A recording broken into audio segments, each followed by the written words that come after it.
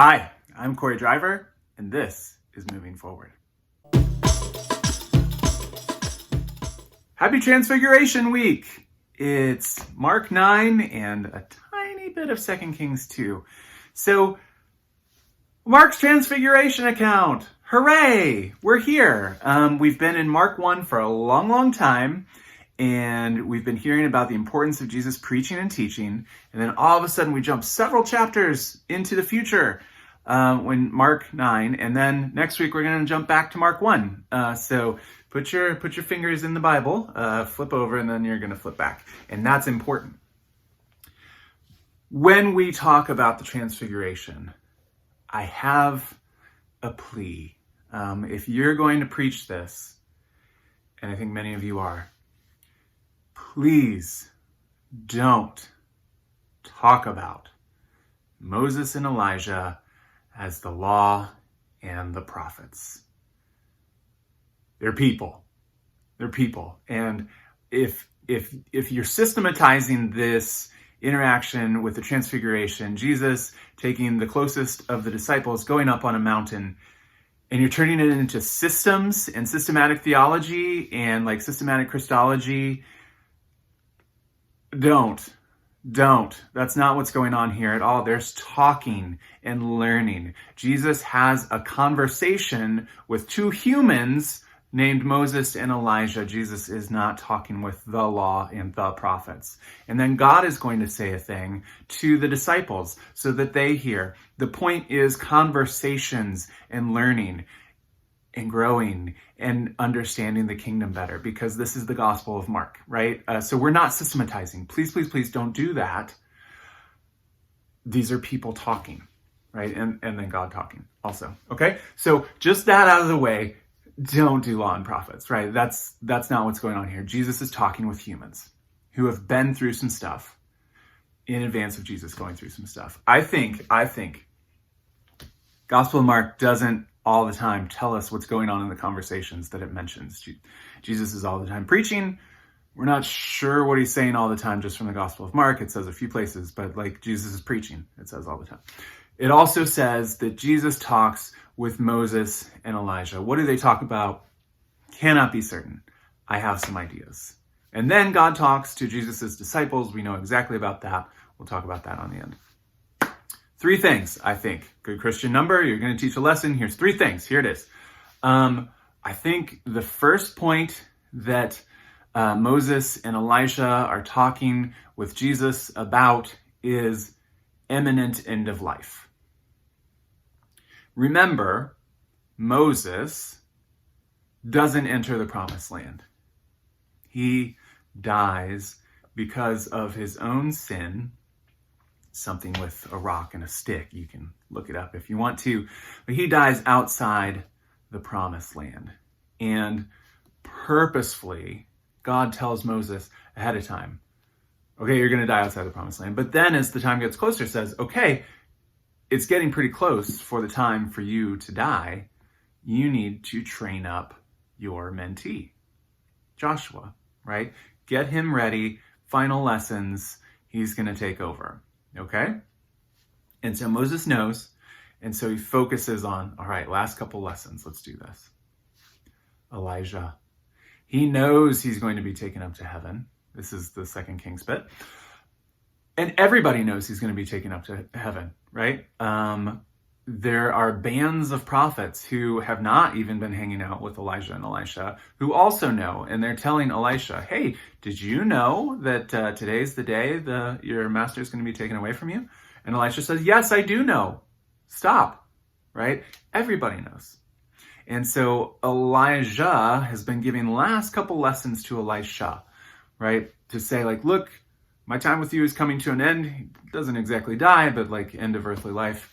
Let's focus, okay? Get you ready. Maybe you'll inherit a double portion. Who can say? Jesus is going to die soon, right? And knows it. And I feel like master prophets of Moses and Elisha are talking shop.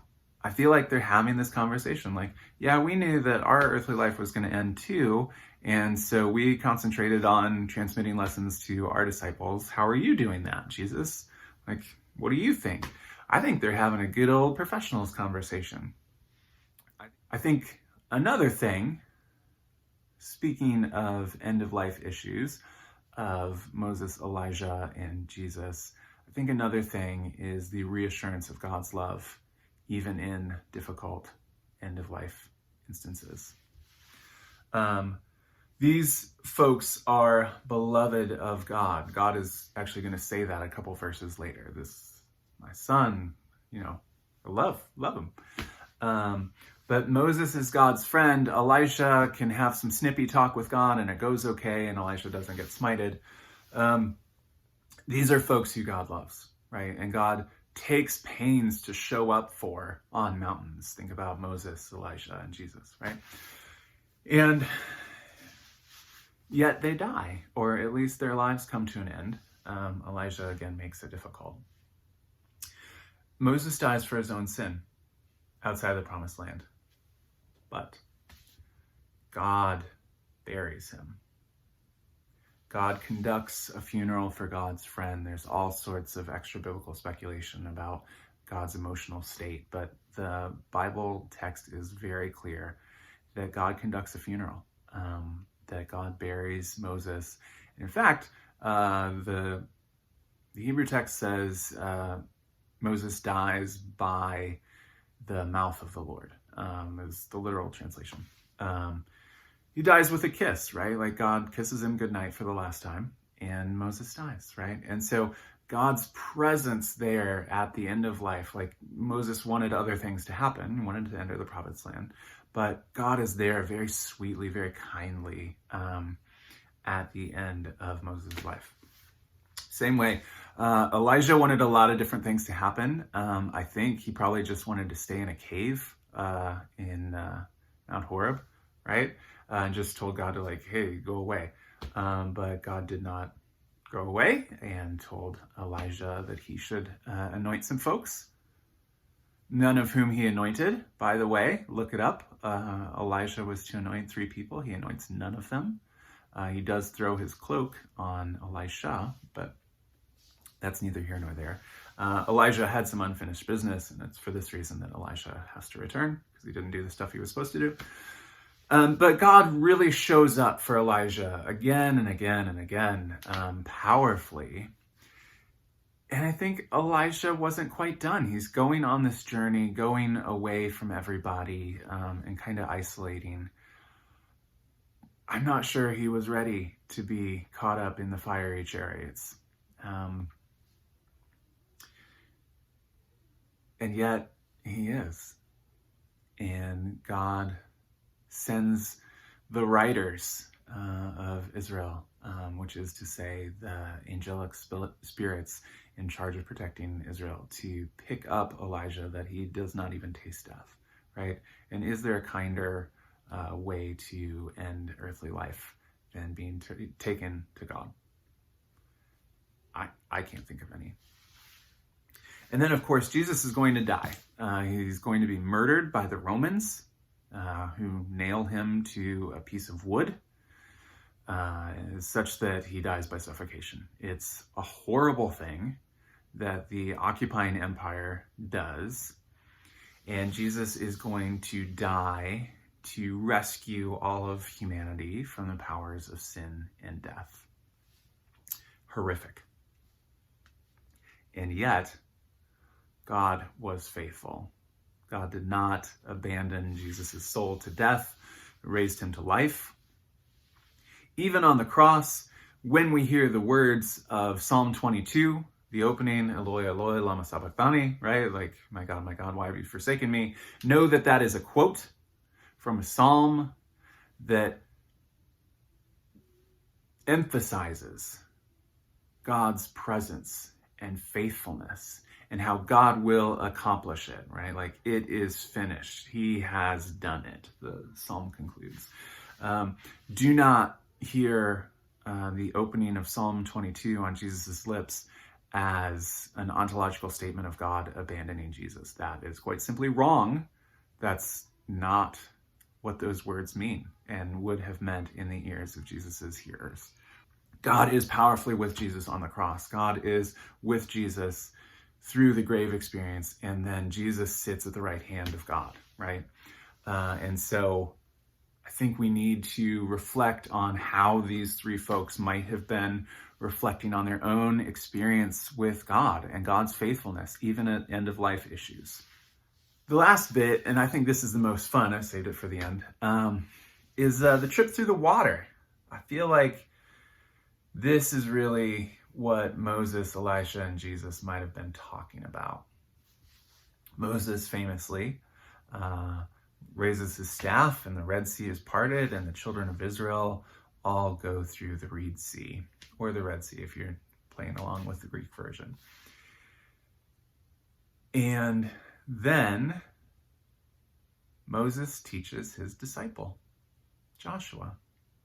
And wouldn't you know that Joshua leads the children of Israel through the Jordan River on dry ground several years later. Elijah, as we read in the 2 Kings account, rolls up his mantle and strikes the Jordan River, and they walk through on dry ground. And then Elisha, after watching his master ascend to heaven, strikes with his master's mantle again, strikes the Jordan River, and he goes through on dry ground, right? What is Jesus' journey through the water, and how does that transmit to the disciples? Well, it is this.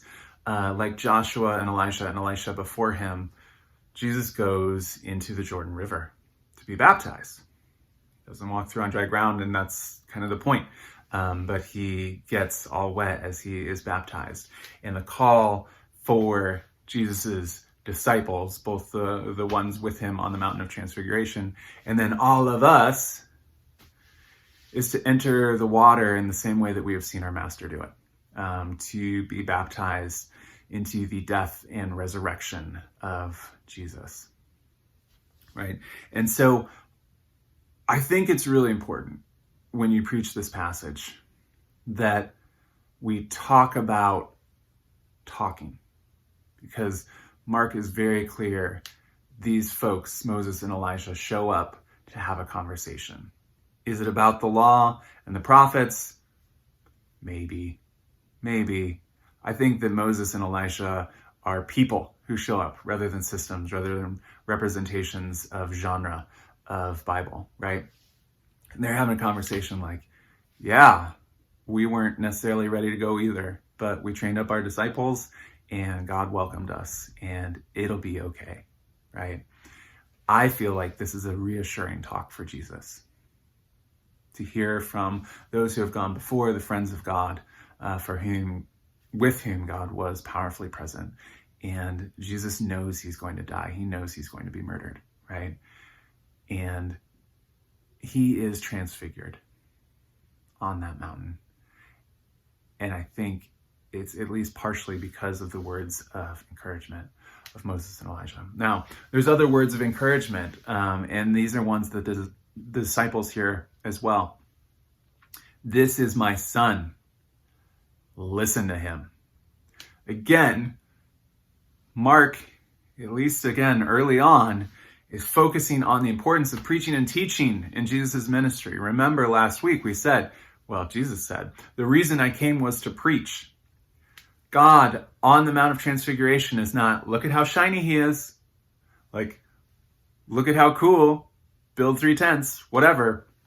That's not it. The thing that God says to Jesus' hearers are, listen to him, pay attention to what he's teaching. That is what God has to say on the Mountain of Transfiguration.